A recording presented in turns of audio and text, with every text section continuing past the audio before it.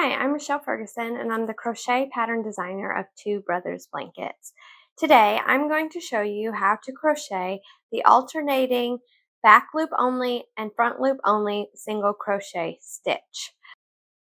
This stitch combo is a wonderful texture. It's great for washcloths, it's great for garments, it's great for anything. It's very easy to do, and you'll just need some yarn and a crochet hook. For this tutorial, I have just a scrap ball of worsted weight yarn in this pink color because my nails match the blue swatch, so I decided to grab this pink. It's just a scrap worsted weight yarn, and I've got an H 5mm crochet hook. So let's get started. Alright, for this tutorial, you're going to want to chain a starting chain in a multiple of 2 plus 1. So I'm going to do 21 chains to start.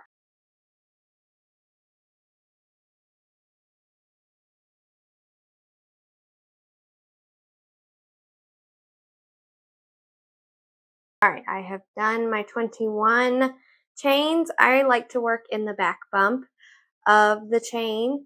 So I've turned it around. I'm going to single crochet in the second chain from my hook and in each chain across for my very first row.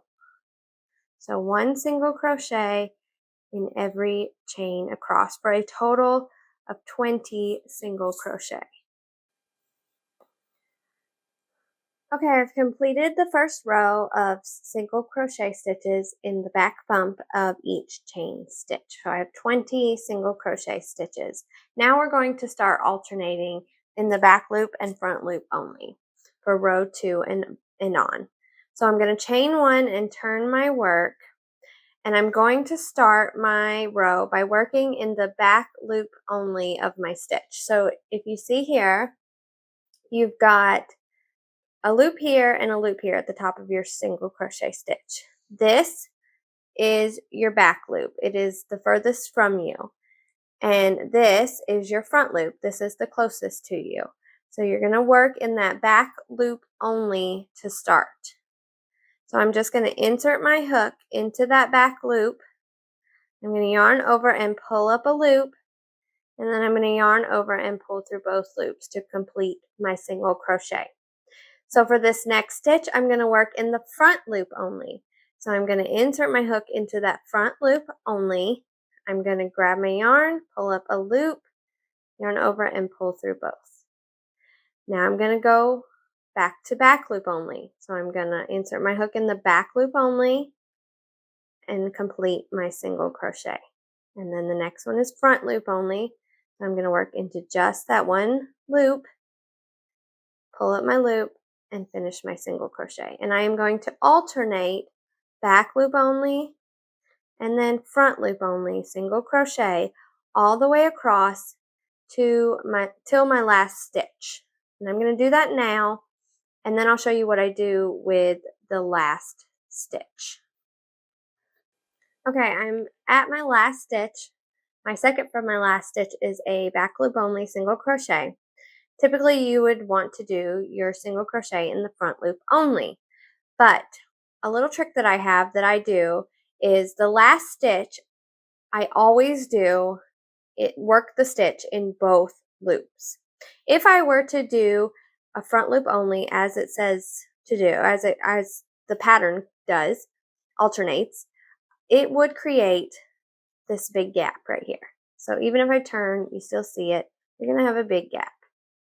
So to keep it nice and clean, give it a nice straight edge, I find that it is best to work in both loops. So my last stitch, I will do a single crochet in both loops. And see how nice that edge looks now? So you're going to alternate your back loop only and front loop only single crochet all the way across until that last stitch of every row. And that one you will do in both loops. So let's do that again. We're going to do a repeat of row 2 from here on out. We're just going to chain 1 and turn. I'm going to do 1 single crochet in the back loop only to start, and then 1 single crochet in the front loop only, And I'm going to repeat that sequence, back loop only in the next, front loop only single crochet in the next, all the way across to the last stitch.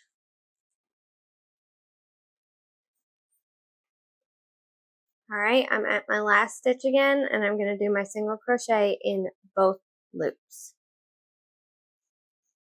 All right, I am going to do a few more rows of a repeat of row 2. So chain 1, turn, back loop only in the first, front loop only single crochet in the next, and repeat across for a few more rows, and then I will show you how to do a decrease.